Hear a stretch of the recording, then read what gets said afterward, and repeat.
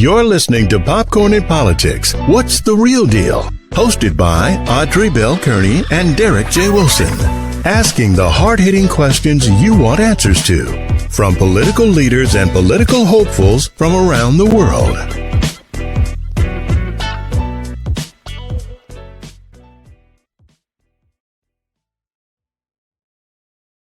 Another edition of Popcorn and Politics. I'm your host, Audrey Bell Kearney, along with my co-host, Derek J. Wilson. Missed you guys last week. I know. Listen, I missed you. Did Derek hold it down for y'all last week when I was gone? Because I was at the airport. That's where I was. Ooh, it was a challenge. It was a struggle. Was it really It was a struggle. I mean, well, it was my first. It was my first time by myself, but I think we did well. Ty was a great uh, uh, guest, and so I mean, I think I did well. And we got her information out. That's all that matters. Giving our candidates the platform to get their information out. So, but yeah, it was a struggle. I was nervous. I'm glad you got through that because in May I'll be in Florida at a conference, so you're gonna have to hold it down again by yourself. Sorry. Just thought I'd let Oh, you know okay. real quick. Well, So thanks listen, for the guys, we got a heads great up. show planned for you today. As always, our guest today is Dr. Jason T. Hayes. He's running for Lieutenant Governor for the state of Georgia. But before we do get on with him and bring him on the stage, we got to talk about a couple of hot topics right now. And we're going to bring Jason on shortly so he can probably comment on some of these things too, because there's a lot going on. Qualifying is now over. So Derek always asked me this, Yes. right? He said, why we always got to talk about Herschel Walker? I said, because Herschel Walker is always doing something that make me want to talk about him, which is always. And so he said he's not debating anybody. Not only that, Derek, I got to talk about this part because I think it's some stinking chicken somewhere, some rotten chicken somewhere in Herschel's background. Herschel said he got a chicken company that employs 100 people, but according to the AJC, he only employ 8. So that's why. Listen, you asked me why I got to talk about him. That's why I got to talk about him. He say he employ 100, then the AJC says 8. So that's why, Derek. That is why. So anyway. Well, in other news, this was the week of qualify. I'm not going to talk about HW or anybody else on that side. So, but it was qualifying this week here in Georgia. Because the Georgia primary is May 24th. For those of you guys who doesn't know, 'cause I know we have listeners all over the world, if not the country for sure. Uh, but qualifying was this week in the state of Georgia, and a lot of candidates qualified. Surprisingly, a lot of people did not qualify as well. I was surprised of people who was I thought was going to qualify did not qualify. But uh, one of the races that qualified, the candidates qualified, was the lieutenant governor race out here in Georgia. There's several of them that are qualified on both sides. Stacey Abrams qualified to run for governor again, so that's going to be exciting. Come general election, she doesn't have a primary opponent. Uh, the other side has several. And actually, I guess we can talk about it. Kemp has a challenge on his hand because Purdue is no small cookie.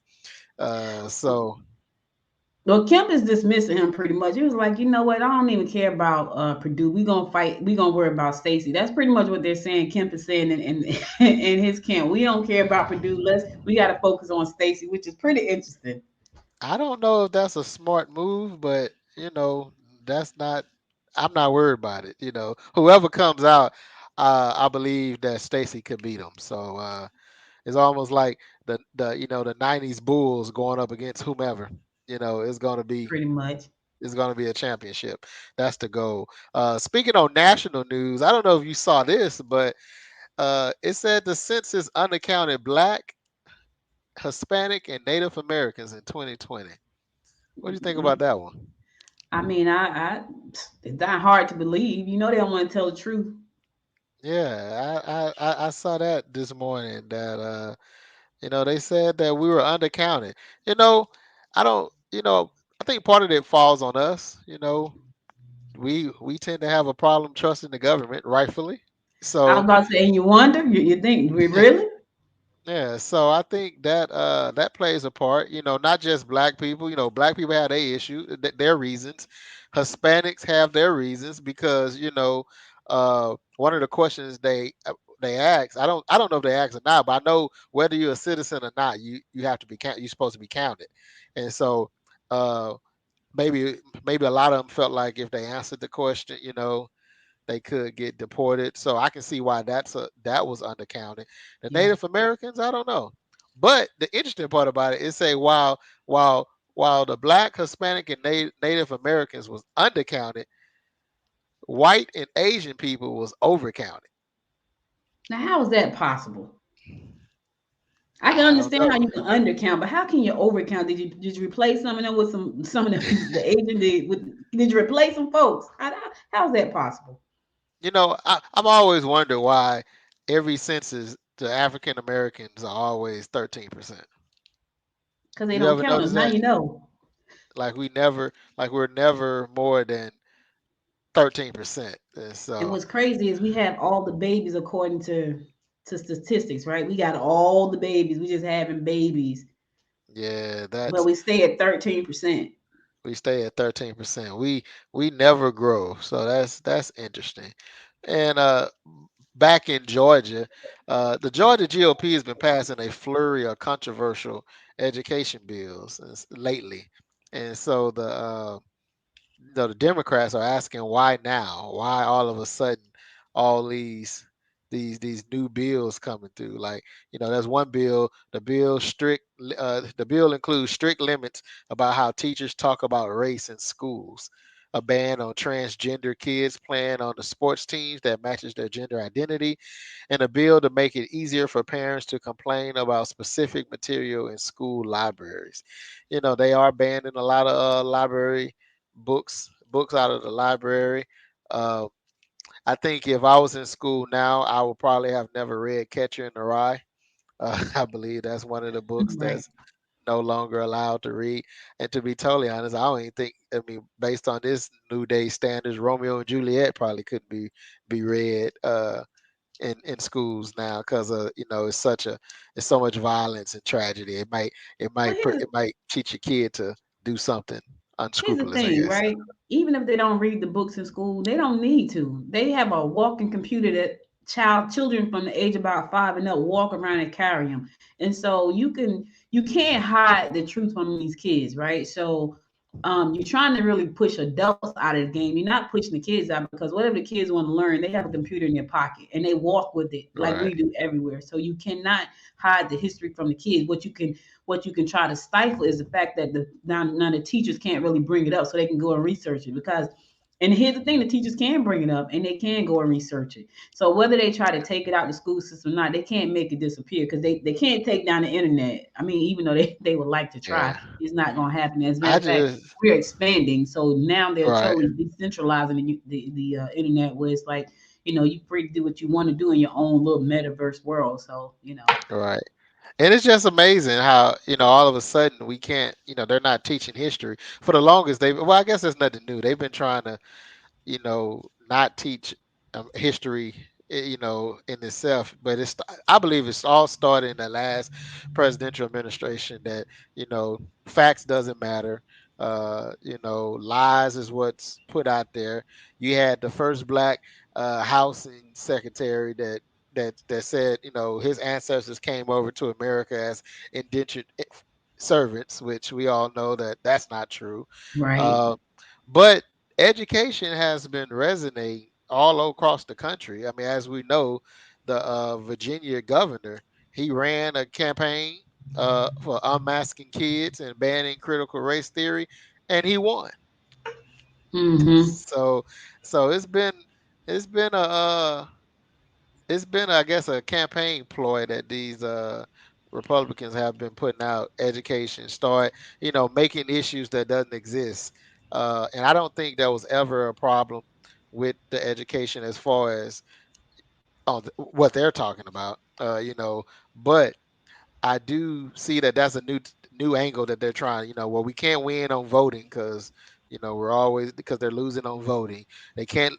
So education is now their next pillar where they're trying to jump on and make it an issue out of nothing. And I Make them think I feel think bad. I think that right. I think that, and I think one of the reasons for that is because people that would normally not vote for them don't want their kids, even though they may not feel the way history has portrayed them. They don't want their Right. kids to know that this is what it was. So they don't want their kids to go to school because I'm not like that. So why would I want my kids to know about that? So I'm gonna vote with this party because they're against it. So that you're right. That's a ploy. It is. Yeah, But it's a let's let, ploy. let's bring Dr. Hayes Yeah, in here. I'm sure yes, he has Dr. some stuff Hayes to talk in. about. I don't want to keep him waiting because I know he's a busy man. He looked like he's Yeah, chilling today though. yeah. How y'all doing? All right, Good. how are Hello, you? hello, welcome to the show. How are you? I have a lot of bad lighting, so I apologize. Oh no, Okay, that's that's all fine. right. It But is thank it you is so it much is for definitely cold out here. I can tell by showing you. It up, is. man. I I had feel to like have my I'm little back hat in on. Jersey. I went out yesterday. I was like, Lord have mercy. Am I in Jersey? Did I click my heels and go back to Jersey? Like, what is this? It was freezing yesterday. I was like, oh. It So Yeah, was, yeah. I felt like I was off the lake or something in Chicago or whatever. Something. I was like, man, it's cold out here. yeah, and it is was that where you windy. from? No, I'm actually from Louisiana. My family actually we moved to New Jersey early before I was born, and then I was born in Willingboro, so we lived in Trenton and Okay. Willingboro, but more or less grew up in Louisiana. So I All don't I right. I don't like the got cold. people in Trenton and Okay. Willingsboro and down there in Okay, Centerville. that's what I'm talking about.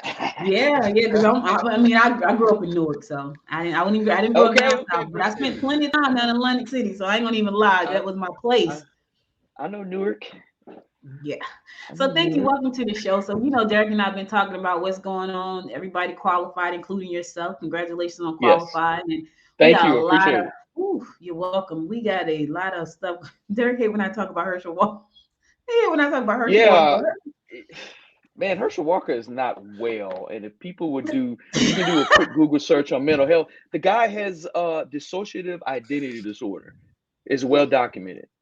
And bipolar, You think it's obviously from he's a football you think player. it's yeah, I'm about to say you think it's from the football? He's got CTE probably. So it's just a sad attempt by the Republican Party to use Herschel Walker. Yeah, he played football at Georgia, but also I think it's obviously the counter going against Senator Warnock. Black man versus black man. Oh, we're going to pick the guy that played football, so we're going to get people to pull for Herschel. But Herschel is not well, and they should be ashamed of themselves for even pulling him to run. Well, Wow. that's So sad. Well, after this stinking chicken, I'm sure people are going to realize he's not well. yeah, he's not That well. 100 people that he didn't employ and 8 that he did, and that 25 million he didn't make, but the one that he did. So I mean, the only thing, the thing about That's Trump's guy. That was Trump. Trump was his first employer when he played for wow, United States Football League for the New Jersey Generals when he was He running back. He sure got Lord, is. drafted back in Yeah. wow, 19, what, 82, 83, 84, something like. Yeah, so that that's was before Trump's my guy. that was before That's my Trump's time, guy. Derek. Yeah, that's Trump's No guy. man, no ma'am. You was a No, no, junior in no, Derek, high school. That was before my time. Yeah, I was in elementary school doing something. I don't know. Yeah. Preschool, Right, I don't know. I was doing something. exactly, exactly. So you got your race at hand. How's it going? Yes, What you want to share with the people about what you're doing and why you're running? Because I know you're a busy person. Why add this to your plate? Well, first absolutely. introduce Well, yourself. yeah, absolutely. Well, Yeah. first my name is Dr. Jason Hayes, Democratic candidate for Lieutenant Governor. So originally, I mentioned before, New Jersey, Louisiana. I grew up in Opelousas, Louisiana, a little small town, about 20, 25,000 large, not that much different than a lot of the towns in the south of Georgia. And went to college in Xavier University in New Orleans. Great experience. Ended up studying chemistry pre-med, did a lot of volunteering, even did some violence prevention work as well. And then went to medical school in Meharry in Nashville, where I got a medical degree and also a master's in public health. With that master's in public health, did that at the same time with the medical degree. I actually studied Medicaid, Medicare, environmental racism, even studied tort law. So did a wide range of things with that particular degree. And then also, I was able to do a congressional internship with Congressman Jim Cooper, the Democrat in Nashville. I actually got a great experience. And from his experience working with him in his office, actually thought to myself, okay, I think politics may be in my future. It's a great opportunity to help people beyond the hospital walls. So ended up from there going to Baylor College of Medicine in Houston in the Texas Medical Center. Great place to learn. Ended up getting a lot of great H-Town. experience. Yeah, that's right. Houston, Texas, man. Got a lot of great experience there. Ended up becoming a board certified internist. And then from there, ended up moving back to Tennessee. Ended up working in Jackson, Tennessee, in Memphis and Nashville with the National Health Service Corps. And that's a program that was started in the 70s, actually coincided with the use of federally qualified health centers. So I actually worked at two federally qualified health centers. One of them was a FQAC lookalike, but basically got an experience working with patients in rural and urban communities, Medicaid, Medicare, uninsured, migrant workers, individuals who just recently released from prison. So got a great experience working with underserved patients. Also was a medical director, interim medical director, and one of them. So I learned a lot about FQHCs and how that program operates. And then from there, ended up working as I was a travel doctor. So I ended up like traveling around the country, working at different locations. Actually, came to Georgia a couple times, working with a couple of healthcare systems, and then from there decided to settle in the Atlanta area. Was recruited by a hospital system.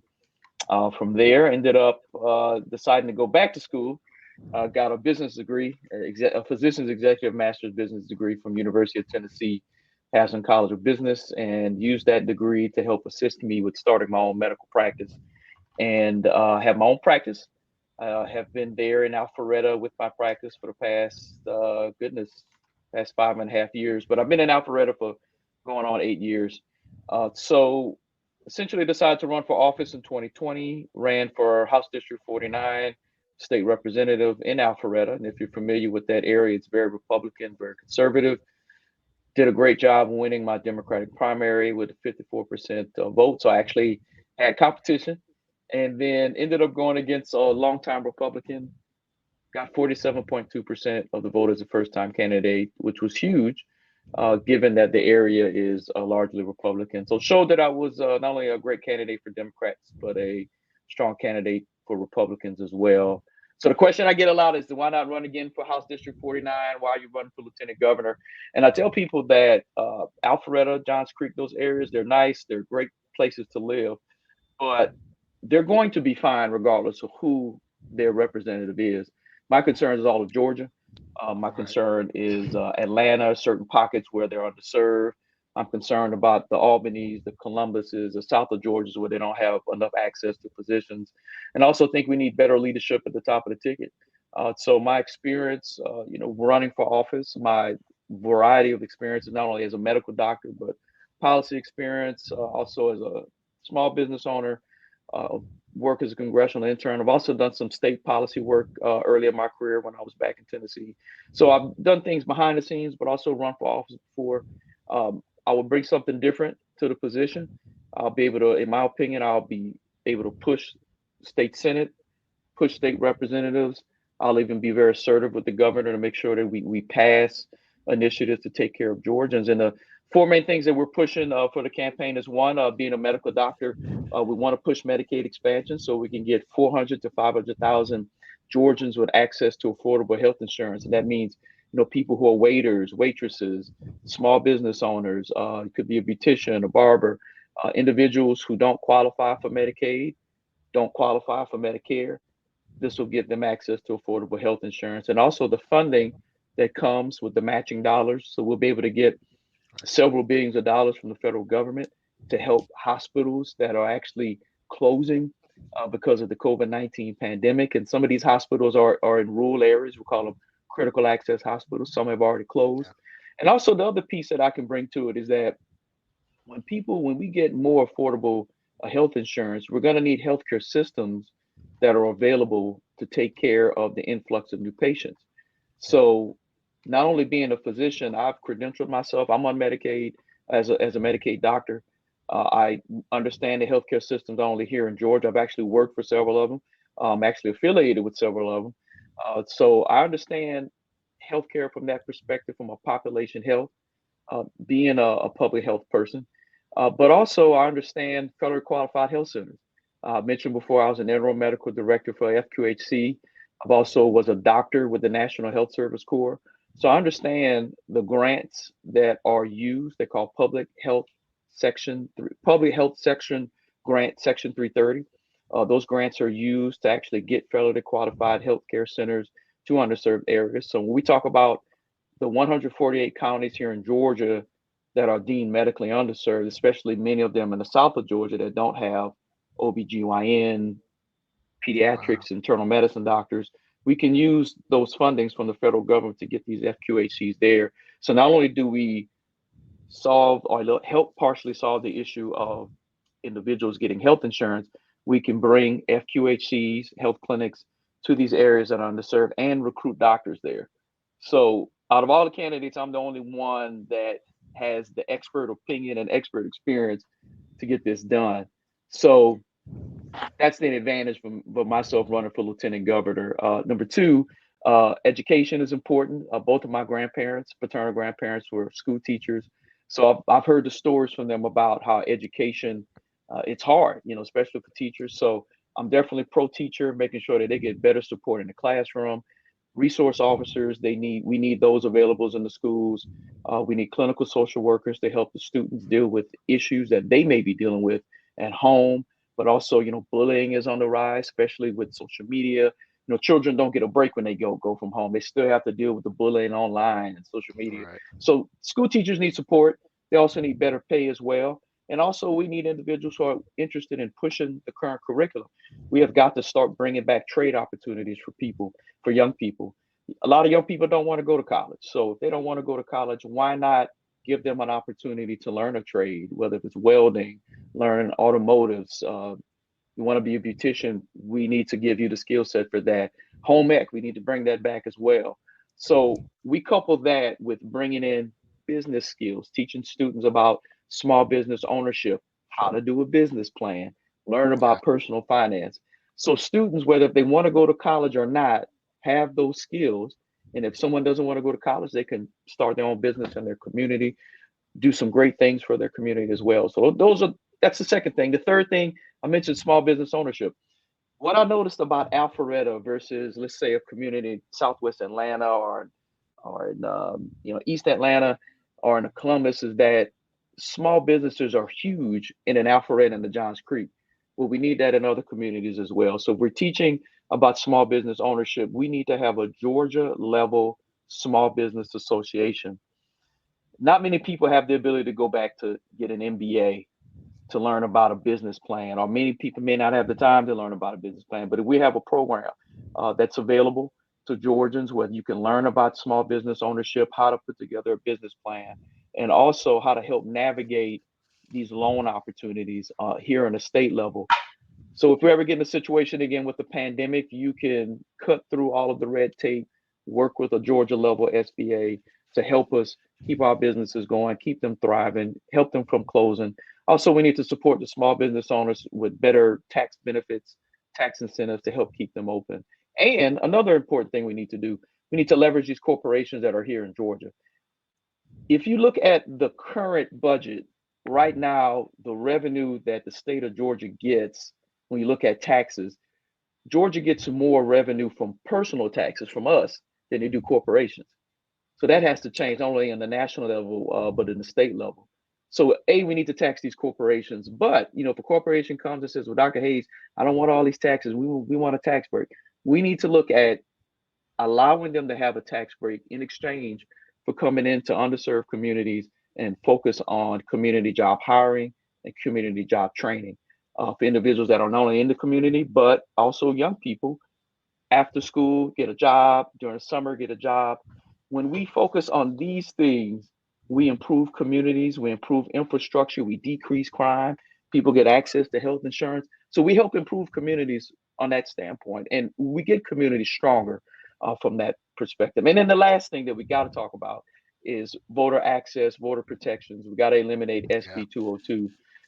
What bothers me about the Republican Party, Republican leadership, is that they try to use this narrative about immigrants or non-citizens voting. What I tell people is that that's a tired excuse, because many people that come to this country want to become citizens and they want to do it the right way. Well, they know fully well if they try to vote that they're going to be caught, and if they're caught, that's going to decrease their chances of becoming the citizens. And worse, they could be detained and sent to ICE. So why would an illegal immigrant go and try to vote? It doesn't make sense. So that's a tired excuse that needs to be removed. The voter ID issue, same way how they just passed this law where you can actually have a gun without getting a permit, and they're saying, well, that's my Second Amendment rights. Well, guess what? Voting is our constitutional rights as well. So why do we need to show an ID to vote? Right. Other issue with the voter ID law is that if you're a person that's in a transient situation, let's say you're a single parent mother or single parent father, you're moving from, say, your previous home to your parents' home, or maybe you're moving, to some transitional housing. If your ID shows a different address from what's on the voter roll, you can't vote that day. And it's very difficult to get all this changed. So, which sparks up, though, we need to have same day voter access. In other words, registration, same day voter registration. If you have any issues with your ID, they should be able to fix that on the spot. Ballot boxes. One of our Republican opponents, Butch Miller, wants to eliminate the ballot boxes. That's ludicrous. We have a lot of people who have immunocompromised conditions like HIV, or they're on chemotherapeutic agents. It's difficult for them to stand in line to be around other people where they can get sick. Also, you have people who are shift workers working in factories, or they're working in emergency rooms where it's difficult for them to get in line. So the ballot boxes are great for them. In addition, there are some issues with the post office system, whether if your actual ballots will be able to get in time. May not even get there. It might not even get there. And as you guys are aware, former President Trump did this 2 years ago, hired one of his friends, and they slowed down the mail system. So there's always concerns with that. So we need people who are running for office who will focus on looking to get SB 202 removed. And I feel as if that I'm one of the stronger candidates to push for that. Because one thing I tell people is that I'm not here for a party. I'm here for people. And if I have to stand up against someone in the Democratic Party, I'll do it. If I have to stand up against someone in the Republican Party, I'll do it. As a physician, we are taught to take care of the patient. We don't care about your insurance. We don't care about who the hospital is. We fight for patients. And that's the same response I would take here as being a lieutenant governor. Is I'll fight for people regardless of your background or your political affiliation. Wow, okay, go ahead, Derek, because I got a bunch of questions. Go ahead. Yeah, please do. I'm ready. Okay, well, excited. I like questions. Before she jump into the questions, I just wanted to say, wow, that's an amazing platform.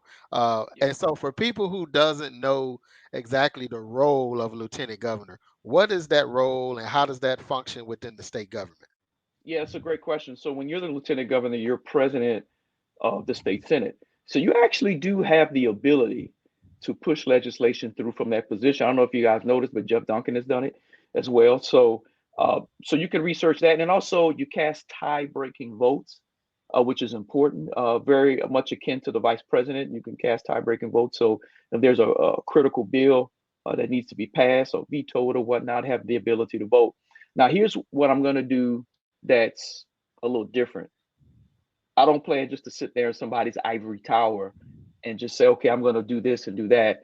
I do plan to push legislation on the state senate level. I got to talk to every state senator that's there. I do plan to push issues of concern to state representatives as well. And I also do plan to whoever the governor will be to push issues of concern. Because there are a lot of things right now that won't get passed unless you have a governor that's brave enough to make the decisions from that particular standpoint. Because right now, I think a lot of us, especially those of us who are marginalized people, Black people, especially us in particular, because I still consider myself, I'm a voter as well. We get tired of every 4 years of a president coming and saying, we have a Black economic plan or a Black plan, or we're going to do this. And then these things don't get done. So we're going to need political leaders who have the courage to speak up. And people that know me very well know that I'm going to speak up. So again, I plan to do something different. I'm just not going to sit there and just, follow the script. We need people that are going to have the courage to step up. And I plan to do that from that position. All right. So you touched on a whole lot. Yes. Albany, Georgia is near and dear to my heart. That's my home. That's where I was born. Phoebe Putney Hospital there, which is the only hospital there. when the pandemic hit, my uncle was one of the first people to pass away from Albany, and one of the big Albany. issues was there was not enough hospital capacity there, so they had to bring him to Oh my Macon, God. and he passed away in Macon. Albany is also one of the largest cities in that area with about Yep. 69,000 citizens, and about 70% of those are African American. But it's one of That's the right. poorest cities in the state of Georgia. So they have a lot going on. And I always ask this question: why is it that they're not as economically viable as other metro cities when they are a metro city with an airport? Like, that baffles my mind. Like, there is an airport that Delta fly into and fly out of, a commercial airport. And so I feel like there's something going on. I don't know what it is. And I made a remark, and somebody told me, you gonna come down here and be the mayor? And I was like, I don't think my husband gonna like that, me flying from there. I'll But support you. I love Albany. I have a good but no, that's classmate that's always from there. that always comes up for me, because I Yeah. have not heard, Dr. Hayes, anybody give me the answer that I'm looking for. And that answer is, how can we help Albany, Georgia? Not just Albany, but Albany to me is an anchor city, and it's like one of the poorest in the country. I was watching a YouTube video one night, late at night. It was like late, and this guy was doing a top 10 cities you don't want to live in. Oh Albany was one of wow. them. And I'm like, oh my God, like, is it that Was bad? He was like some random guy just doing a top 10 list oh of places. my And, town was on it. My hmm? town was on it too. Opelousas, Louisiana. We were on one of those lists too as well. That's crazy. Yeah. So It's crazy. what do you perceive that can be done, one, to get another hospital with a population that big, 66,000 people living in Albany with one hospital? That Yes. doesn't make sense. Well, they And had a two, hospital, right? And it got They, closed they had down, right? two. They had Yeah. Paramaya, which closed, and they had Phoebe. Phoebe's there still. So they have this Yes. one hospital right now. I haven't seen any emergency urgent centers there. I haven't seen those. And they have Cooper Tires, and they have Mars, M&M Mars. Yeah. They have Procter and Gamble there, but still one of the poorest cities in Georgia. So what's the plan for them, if there's a Glad plan? you Go asked ahead. that question. I'm so Go glad. ahead. First, I'm gonna talk about critical race theory. And the Okay. reason is 'cause all this is related. The system that we're in is a racist system. And if we go all the way back, and I tell people after slavery, when we had a lot of booming economic towns, and then we ended up having grandfather clauses created. If your grandfather didn't own property, you couldn't own property. If your grandfather couldn't vote, you couldn't vote. Black codes, all of that, from voter discrimination, redlining, you couldn't get a mortgage if you weren't X, Y, and Z. All of those things factor in why we have a lot of what would I like to say economically disadvantaged communities. So a lot of this stuff is by design, in my opinion. And then obviously you push forward after we had integration, because the truth is, as great as integration was, um, the downfall of integration, that a lot of our Black communities that were there ended up losing a lot of their economic power. A lot of us ended up moving to the suburbs, so a lot of our communities ended up becoming deserts in a lot of way. So from an economic standpoint, and then I tend to use a lot of geopolitical terms. When I was in not medical school, college, learning about African American studies and everything, I used this thought process and said it has to be a lot of political embargoes on the Black community, where we just either it's racism that's involved, where they're not trying to put in economic opportunities there, or we just have people that just don't have the know-how. So for me, I think it's a combination of things, and we have to make a conscious effort to improve our communities, which brings me back to the third thing on my platform. We have got to bring jobs into our community. We have got to bring jobs, and we've got to push small business ownership. I mean, we bring jobs. Oh my God. I mean, look, again, young people, young person is like, Doc, I don't want to go to college. I don't want to start. Well, we bring some jobs in there. All of that stuff gets fixed. We gotta empower our people on the ground, from a community standpoint, to take command of our communities. Police officers, we need people that look like us that are in those communities as well. You mentioned the hospital situation. Again, I have a master's in public health, healthcare administration. That's a certificate of need issue. So on the state level, this is why the census is important. On the state level, we can see the number of people in the community, and we look at the census tract, and they have to be a certain amount of we call full-time equivalents of medical personnel and doctors versus the amount of people. in a particular zip code, census tract and whatnot, that helps with your certificate of need. So it sounds like to me there needs to be another hospital there. And someone like myself, I understand how that process is. So we get a certificate of need set up, we can get a hospital system to come in there, put another hospital. But it's going to require, in my opinion, a multi-level operation from each community, each neighborhood, each community, each particular precinct district, and then the city working with the state and even the federal government in many ways to try to help improve that. And honestly, I would love to help get Albany where it needs to go. All right, Because we need that. see, I think our now communities, we listen. need that. You mentioned the airport. I didn't know that. I'm There's an excited. I'm airport like, you know, the that you airport. my mom passed away last I year love from it. COVID as well, and so we're here in Metro Atlanta, but we, you know, our home is Albany, so we took her to Albany to be laid to rest. And all my friends flew in from Jersey, they flew into Albany, and people like, we didn't know they had an airport. They all flew, they bypassed Atlanta, flew directly into Albany from Jersey. That's so amazing. there's an airport there, a commercial airport there, and it's been there my entire life. They just redid like the And there's bus. a nice sized university there. And yeah, That's right. Albany Albany State State. University is Yeah. there as well, and it's right by Valdosta State. So now listen, you just That's said you great want to help. opportunity Now I'm for gonna go business. down there. I'm going to Albany, and I'm going to arrange for you to come to Albany Please to do. talk In to my people. Americas too. You didn't think I knew about that? That that's right. In Americas, we used to go there. That was our You Sunday didn't think I trip. knew, huh? That was our Sunday trip, y'all. We used to go to Americas. I still don't know what was in Americas Yep. for real, but my dad used to love to go to Americas on Sunday for some reason. I have no idea why. But anyway, I'm gonna go to Albany. I'm gonna arrange for you to come in and talk to my people about what we need to do Please do. to put Albany on the Please map, do. because I go to Albany all the time and I go down Pine Street, which is a beautiful street. And it's just like, where the people? It's 70,000 people here in Albany. We Why is gotta get downtown business. empty? It doesn't make sense to me, and I don't know why. I know that on the east side there is no hospital at all.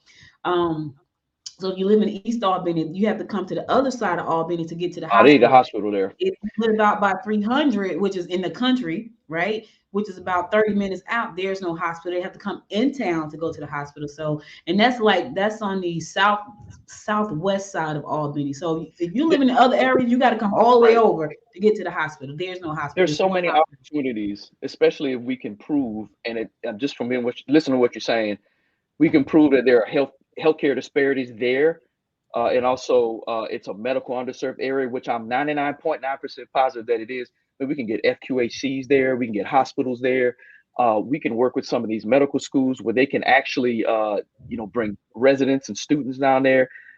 Goodness, actually, there are ways with somebody get a hospital there. You can actually even start a residency program. And what's interesting is that CMS, Centers for Medicaid and Medicare, they pay money for each residency slot.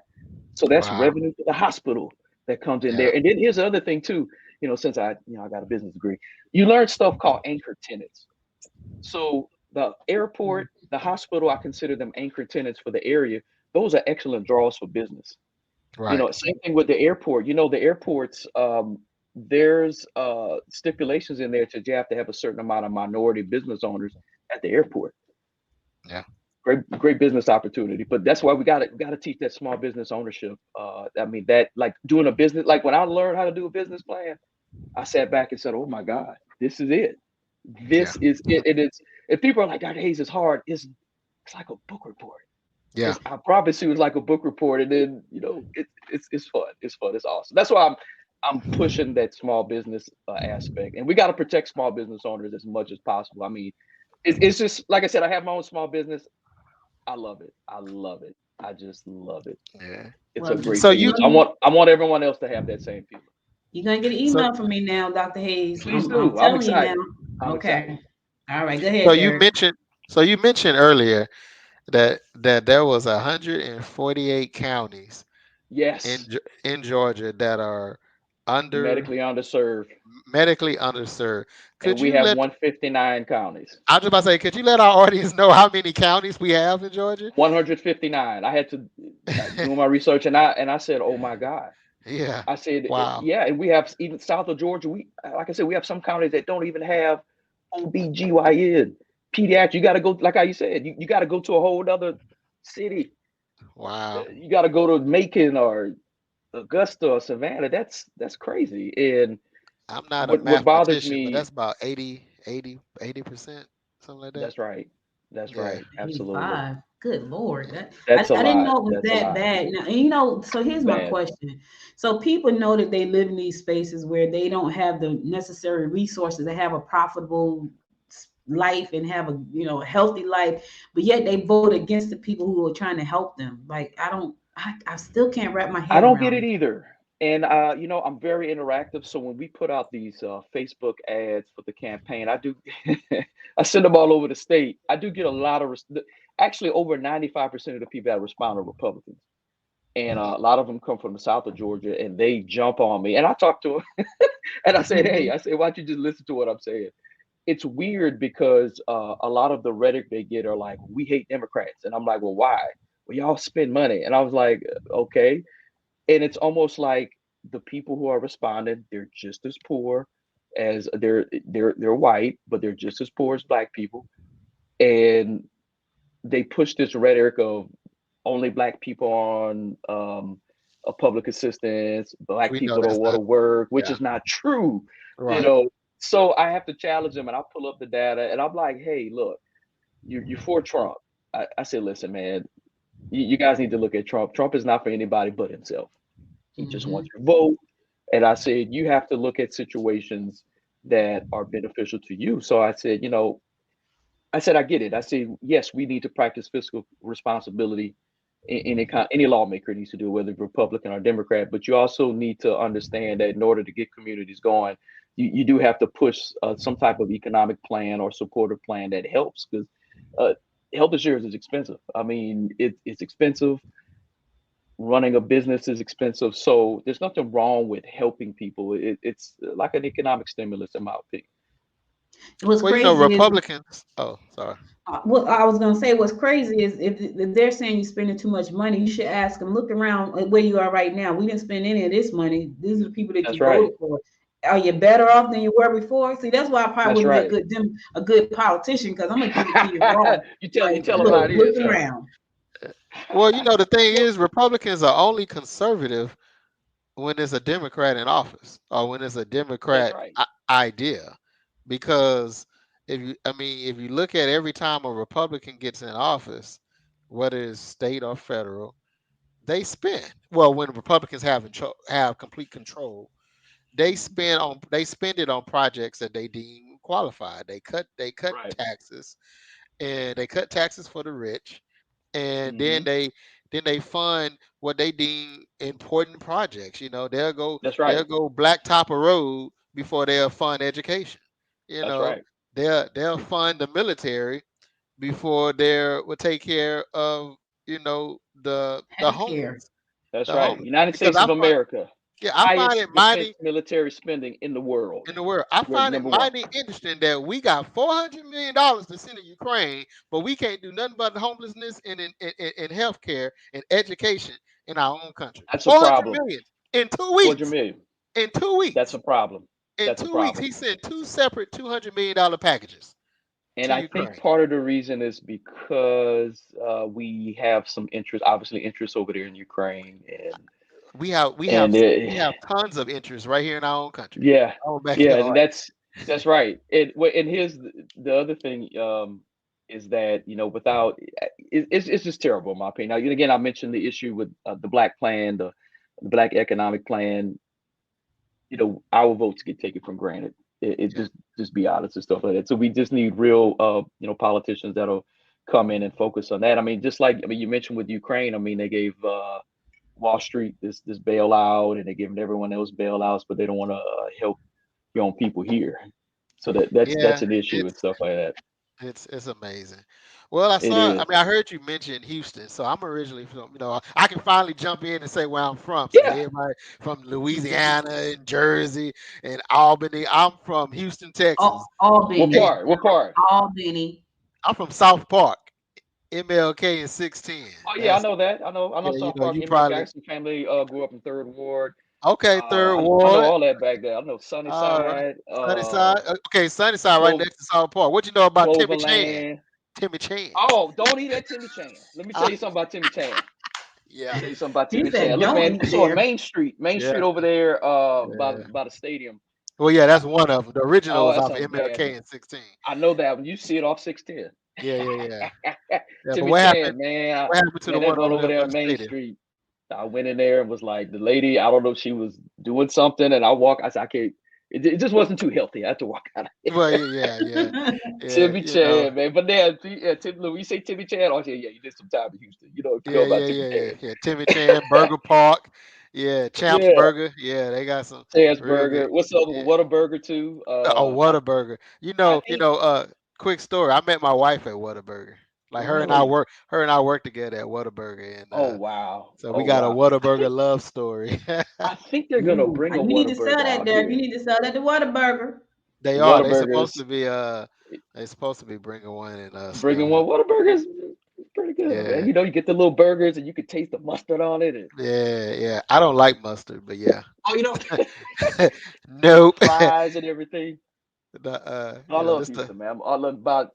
They got a lot of, you know how it is in Houston. You got a lot of Louisiana people in Houston, man. And you go yeah. there, you say Opelousas. My family is originally from Louisiana. They from Oh, Monroe, really? What part? Oh, Monroe. Okay, Rayville, which is right okay, next to okay, Monroe. So okay. yeah. Look. When you go to Audrey, now you Houston, see you say how I felt. Opelousas, they know. They know what Yeah. Opelousas is in Houston. Now, Audrey, now you see how I Love felt it. when y'all was going on and on about Jersey.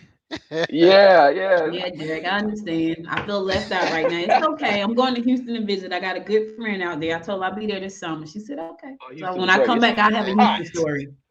H child. hot. So, That's my plan. Dr. Hayes, how can people Yes, reach sir. you? What's like, if we wanted to Absolutely. contact you, what's the best way to get in contact with you? Absolutely. So a couple ways. You can email the campaign at info at Jason Hayes, Hayes 4FORGA.com. Someone's always responded.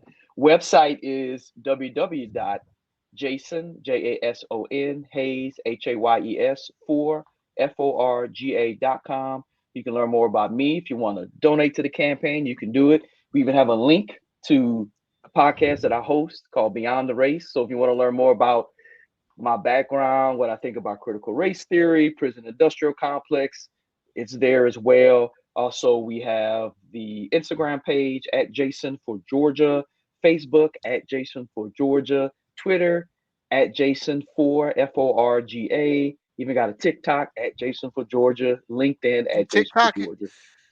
I Yeah, I mean, got a he little everywhere. TikTok up there. You trying to Well, win, you aren't you, know, Dr. Hayes? Dr. Hayes, I'm he trying to on win. I got TikTok. all that. I even got a Google page too as well at Jason Georgia, so Do you they can still look have me up Google there too. pages? You said I got I a got a Google Google page. page. I got a Google What you page. what you doing on TikTok? I want to go see this. You What know you doing what? on I put up TikTok? a commercial and for my podcast. I haven't been on it since, but I'm gonna do another TikTok because I like the ones where people can like lip sync, but I still haven't figured out how Yeah. to do all that stuff. So I mean, I Yeah. like to sing, so I was gonna sing, but I said I want to do a lip syncing one, or when people like do the lip I syncs love to the the medical movies, TikToks. Some of the medical TikToks be so hilarious. they're crazy. I need You someone to know, show me how to do that stuff. Audrey. before we wrap up, I want to, because I Yes. meant to touch on this a minute ago. So, is there a plan to have a tech initiative as a part of your platform moving forward? Because I know that there is some amazing technology coming out, and you're a doctor. Like I saw somebody do a practice surgery in virtual reality where the heart was Oh beating, and they wow. actually did a surgery, and I was like, that is freaking amazing. So I know that's where we're going, and I don't know if you've even thought about it. I always stump the guest with this question because I'm on the other side listening and researching all this stuff. But the Yeah. technology that's coming out right now that's going to help change a lot of way, like a lot of way we learn. Like you said, we need to get people back into like the vocational technical Yes. opportunities for students, right? My husband Yes. works in pharmaceutical, and we've always talked about having a pharmaceutical school. It's just a matter of trying to find the time. But now with new technology, Oh we my can show goodness. you how to blend a medicine in virtual reality. They're doing Oh my goodness. operations in virtual reality. So I don't know if you've thought about it, but is there a tech initiative that's a part of your platform moving forward, or maybe you didn't think about Yes.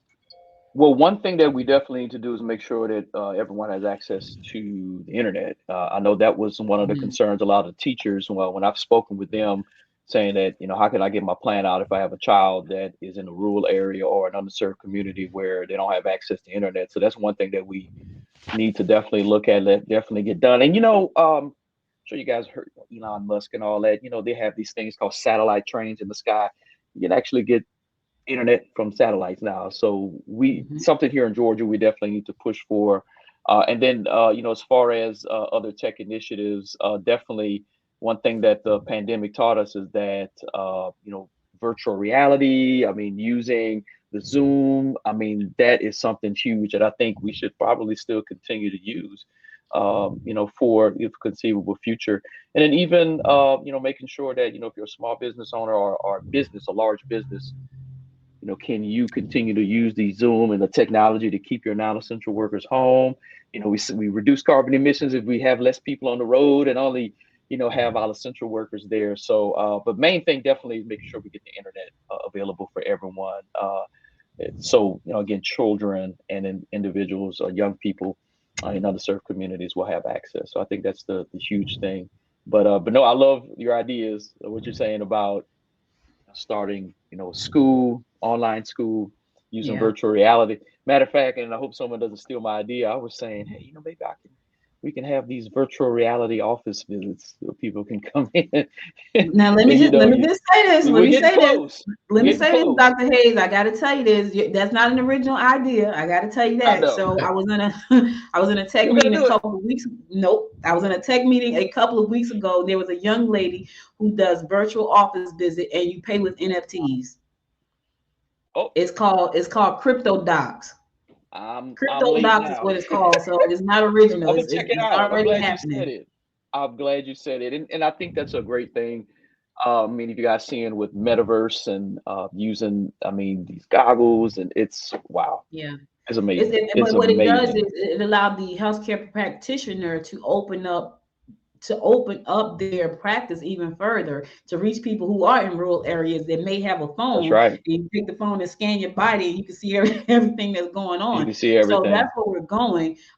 But yeah, she's out in California and she has a platform called Amazing, Crypto Docs, and you stand in front of a camera and pay with amazing, NFTs and do your thing, and they do the examination. So it's already amazing. happening.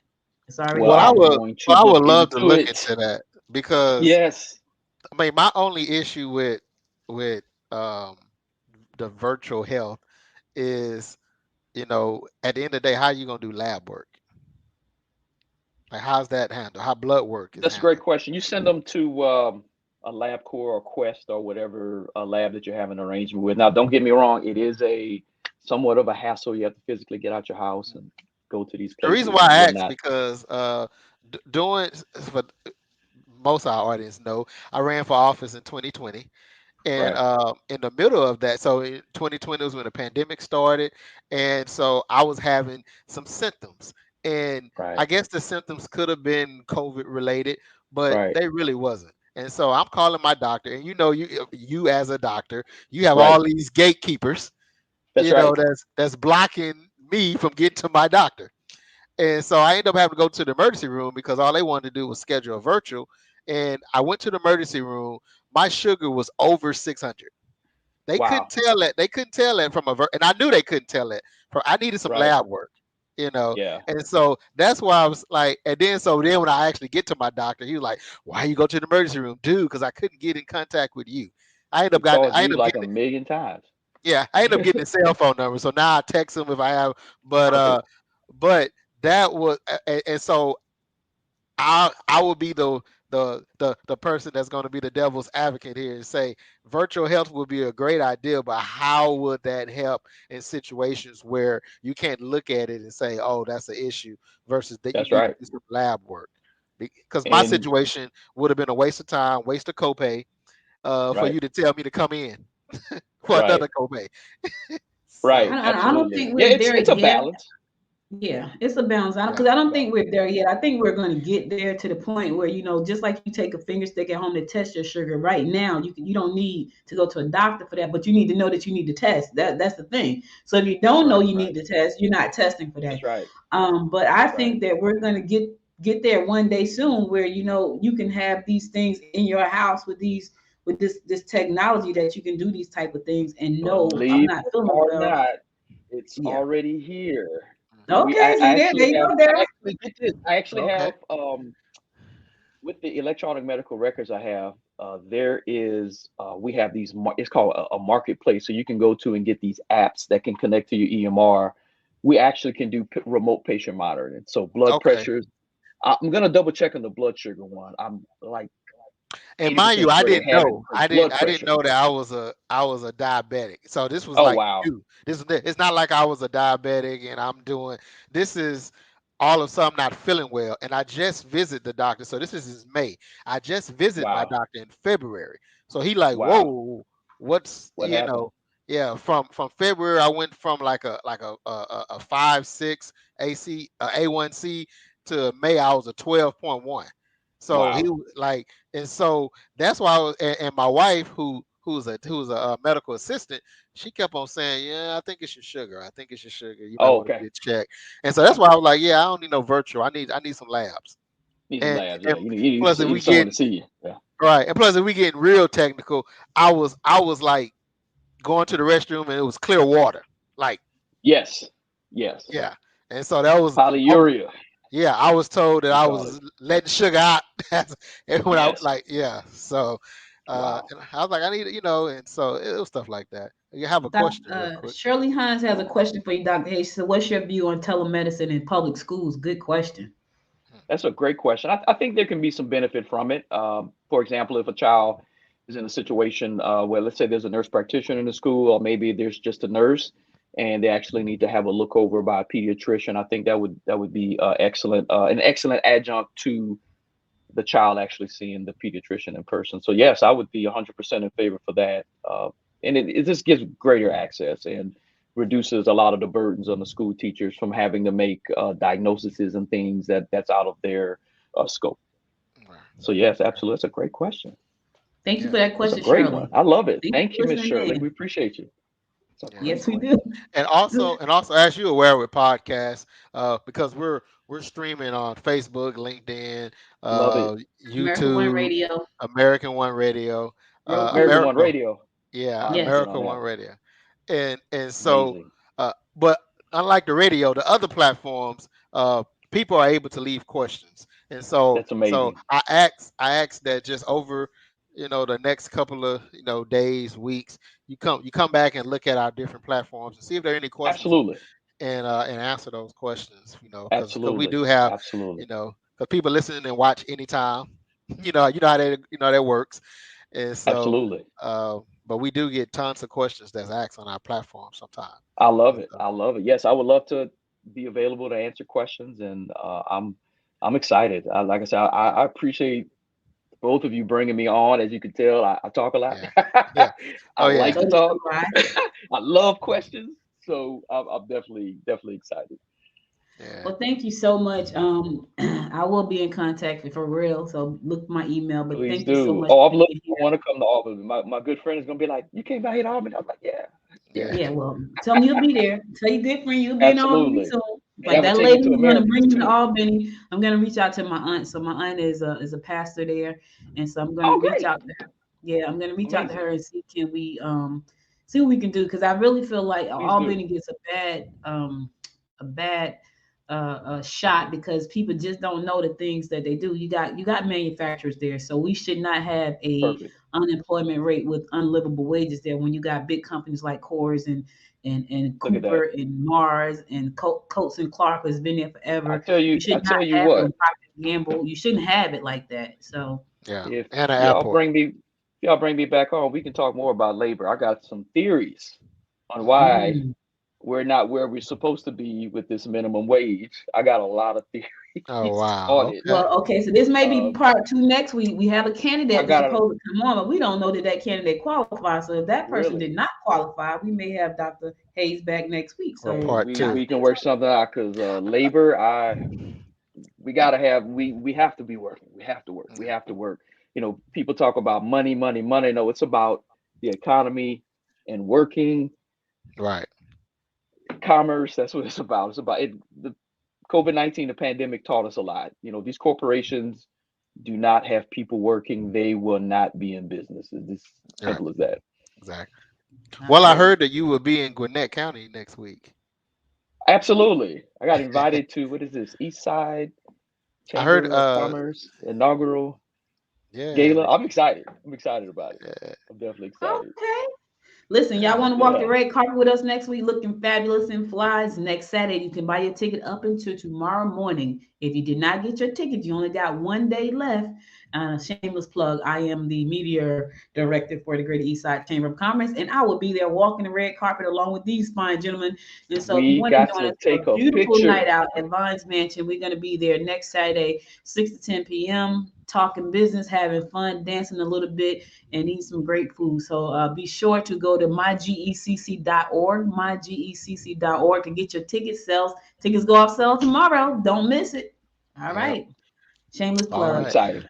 I'm Yeah. Thank you excited. again, sir. I look forward Thank to you. talking Thank you to so you much. more. I And appreciate I all. will, Look forward to meeting in person. We're gonna have a good yes, time next week. yes. Yes. Great time. So if we don't have a guest next week, I'll let you know real soon so Let me you can know. see if you can get it on your We'll calendar. come back on. Look, if you want to even deep dive into some of these other topics, we can do that too. If you want to talk about prison industrial complex, critical race theory, we could talk about whatever Oh wow. you want to talk Yeah. about. Got it. Yeah. All right. All right. Well, Absolutely. thank you Well, so thank you much. so much. I appreciate you allowing me to have a platform. This is exciting, and I appreciate the work that you're doing as well. You're Thank very you. welcome. Thank you.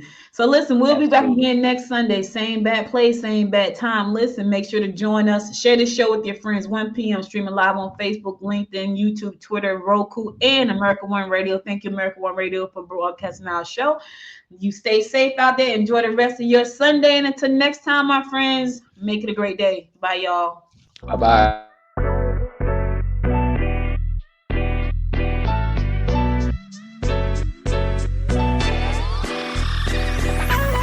You've been listening to Popcorn in Politics. What's the real deal?